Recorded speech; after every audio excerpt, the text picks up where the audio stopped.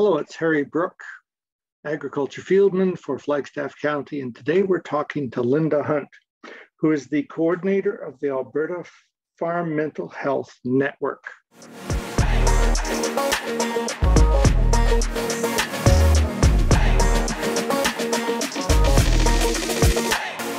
You're listening to the official podcast of Flagstaff County. So Linda, tell us a little bit about this whole initiative, if you would, please. Sure. Farm mental health has been something that has been on the minds of the politicians for a number of years now, and in our researchers. So in the States, they track a lot more mental health statistics in the States, and they found that in the Midwest, they are having huge increases in the number of suicides in their farmers. And we don't track suicides by occupation in Canada, so we have really no idea where that is at.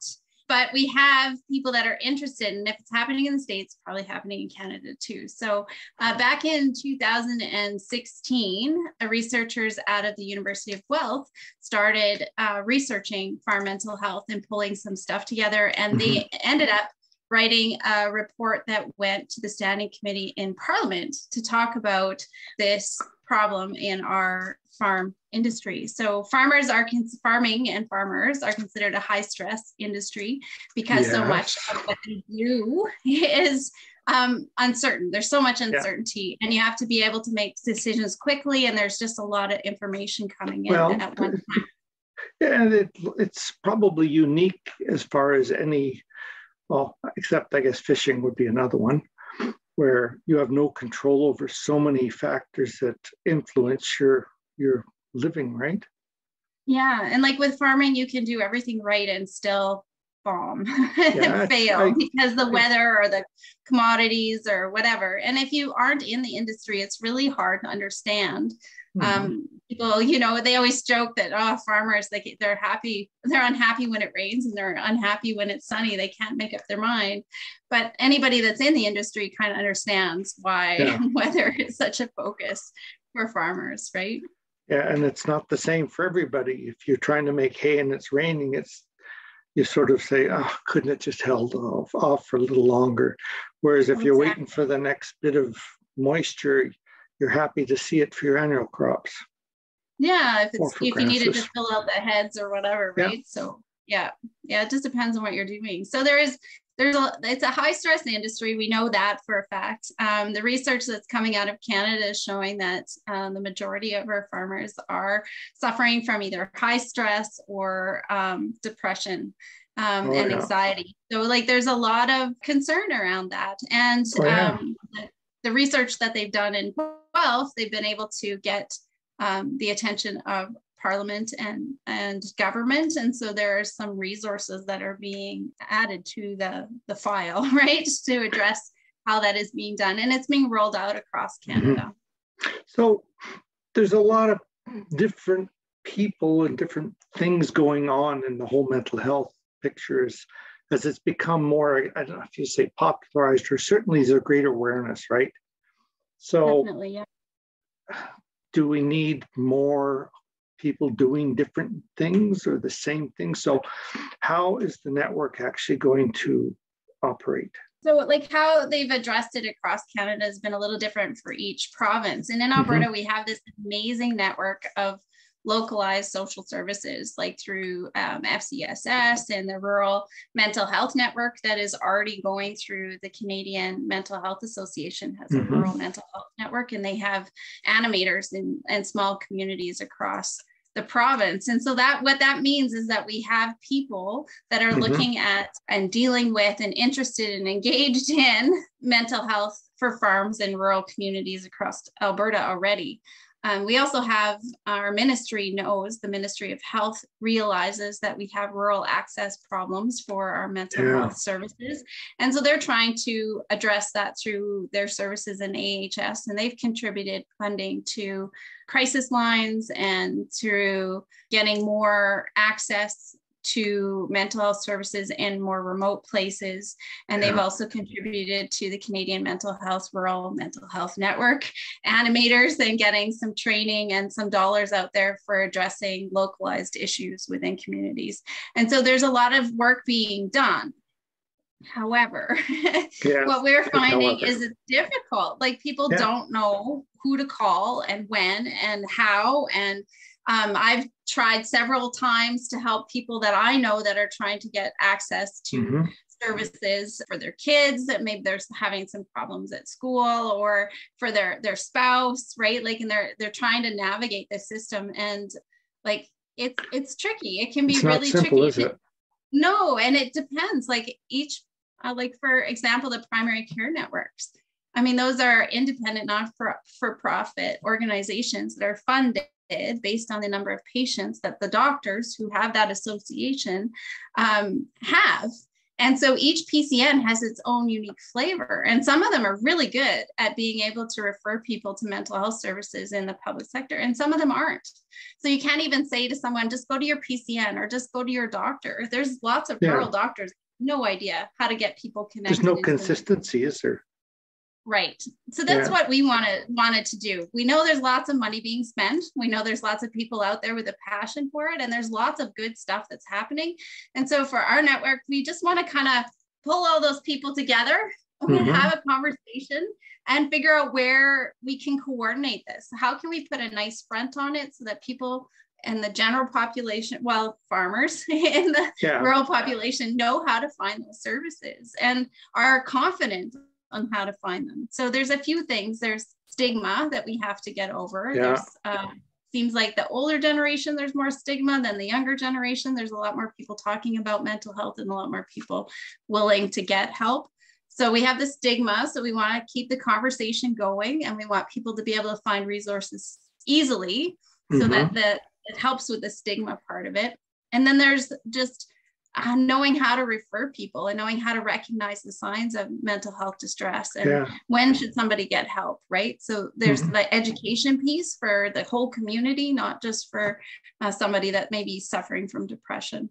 And then there's the piece of educating or supporting our mental health workers to know how to talk to farmers. So one of the things that they found is that most farmers would get discouraged. They finally get, okay, I really need help. And they go in and the guy would say, like, you need to take 2 weeks off. Well, how's a dairy farmer supposed to take 2 weeks off? I mean, like, no, it's ridiculous. That's not an option, right? Yeah. And so like, you need to have people that understand the business of farming to be able to come up with solutions and treatments and options for farmers that make sense to them. Yeah. Because right away, that farmer, he just walks out the door and he's not going to go back, right? Like we just lost him. And so those people that we have that are responding to those mental health problems that the farmers are bringing forward, we want them to understand agriculture. So we either want to find ones that come from a farming background, and there's actually people that come from a farming background involved in psychology and that sort of thing. So we're really optimistic we're going to be able to get a list of people together for that. Oh, good. and like to train people to know how to address these, how to even speak to them, right? Yeah, like how to, like, because it is a culture. Like farming is a culture, and rural Alberta is a culture, but farming is a segment of that culture. And there's just approaches that have to be just like when you're addressing any kind of culture of people, you have to use the right words in the right way. And it's almost like learning the language, right?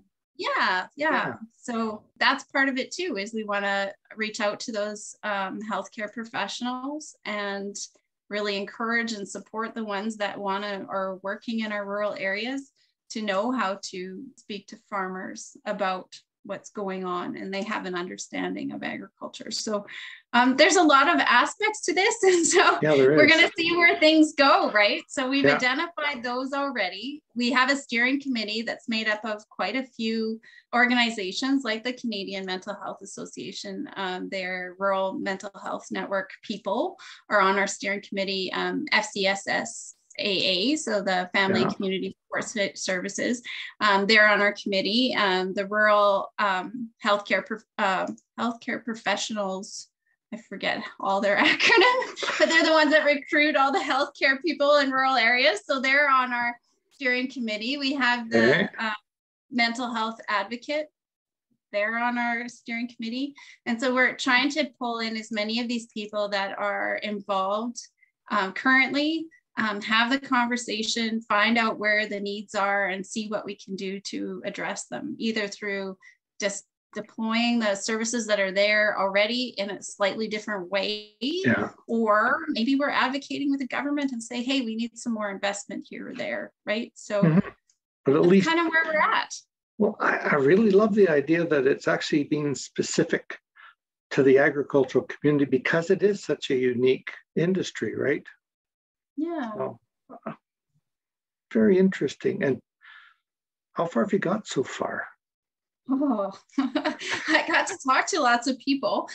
We've also, so the contract that I have is with the, I'm going to say it wrong, Agriculture Applied Research Extension Council of Alberta. So ERICA is what it's commonly known as. They have the grant from the government.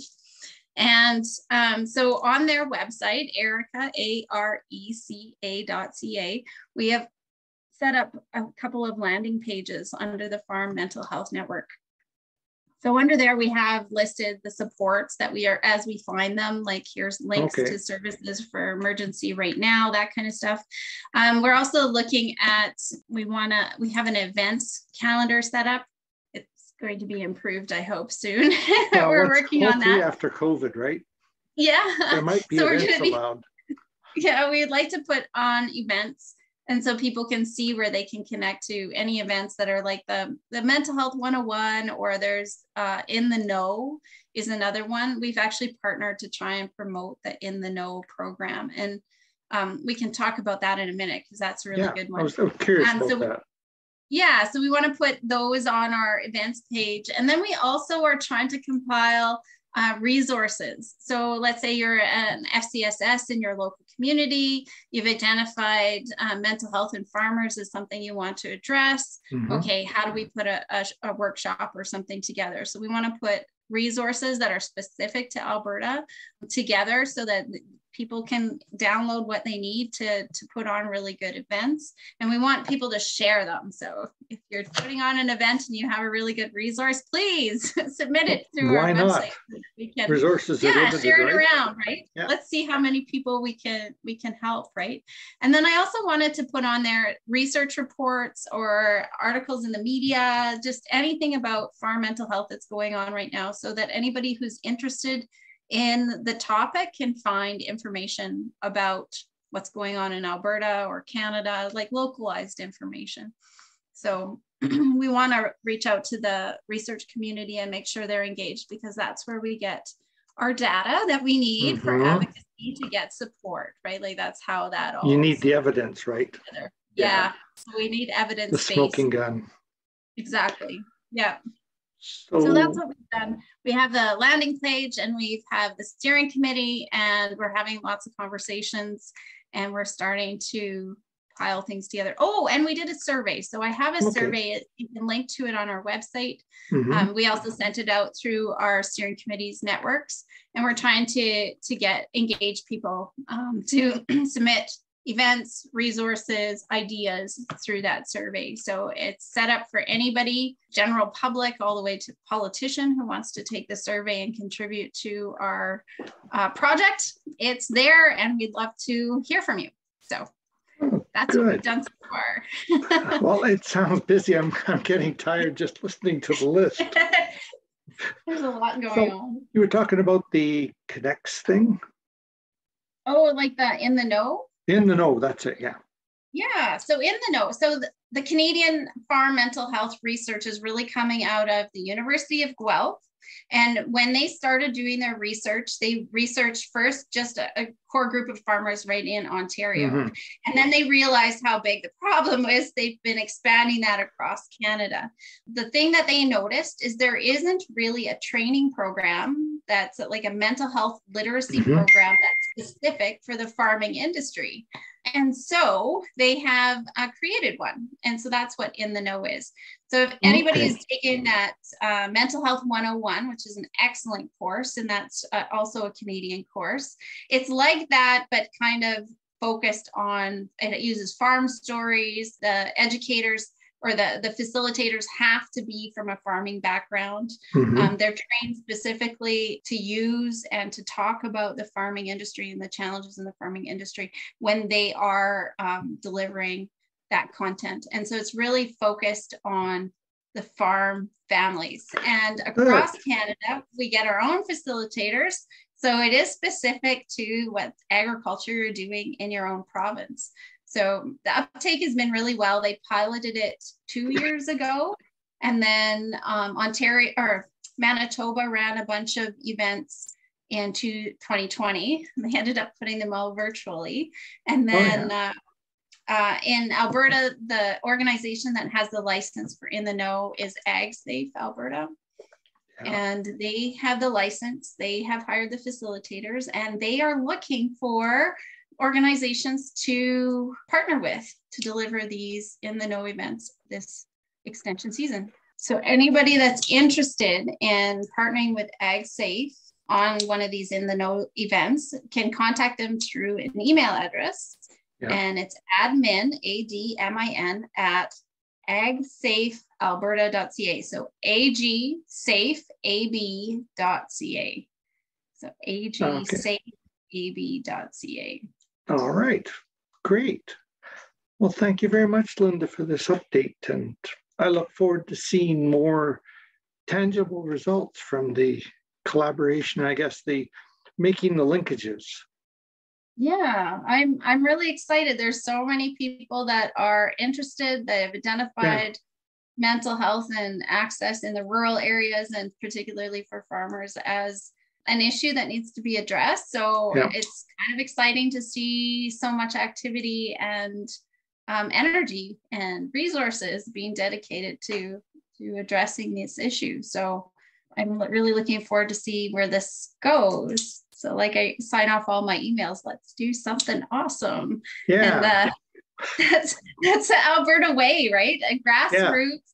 We just localized response, and a lot of people with passion. And I think it's going to be good. Okay, well, thank you very much, Linda. I've appreciated this information. And if they want, who should they call if they want more information on this, other than the AgSafe?